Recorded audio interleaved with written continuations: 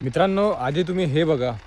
हे माझ्या शेतामध्ये आज नांगर चालू आहे आणि हे मातीची तुम्ही अवस्था बघा. हे माती किती ठोस झाली आहे, म्हणजे अशी गोट्यासारखी माती कडक आली आहे. आज भारतातली जवळपास 70% जमीन ही हळूहळू नापीक होत चालली आहे.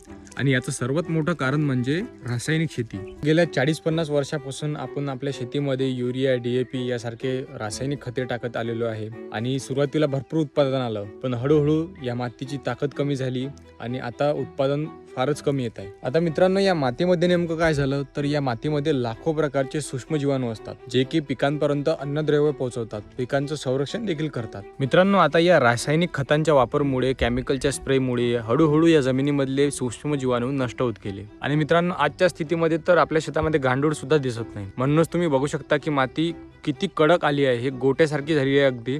आणि आधीच्या काळात तुम्हाला आठवत असेल की माती कशी भुसभुशीत असायची, मातीमध्ये तेव्हा खूप प्रमाणात गांडूळ असायचे. आता आपल्या मातीमध्ये सूक्ष्म जीवाणू कमी प्रमाणात असल्यामुळे, गांडूळ नसल्यामुळे या मातीची पाणी धरून ठेवण्याची क्षमता देखील कमी झाली आहे. आणि मित्रांनो, या रासायनिक शेतीमुळे आपल्या मातीची ताकद कमी होत चालली आहे, आपला खर्च देखील वाढत चालला आहे. आणि सर्वात महत्त्वाची गोष्ट म्हणजे या रासायनिक शेतीमध्ये उगवलेलं अन्नधान्यामध्ये पोषण तत्व, पोषण मूल्य हे फारच कमी प्रमाणात राहिलं आहे. आणि मित्रांनो, याच कारणामुळे मी माझ्या शेतीला, माझ्या मातीला पुन्हा एकदा जिवंत करण्याचा प्रयत्न करत आहे.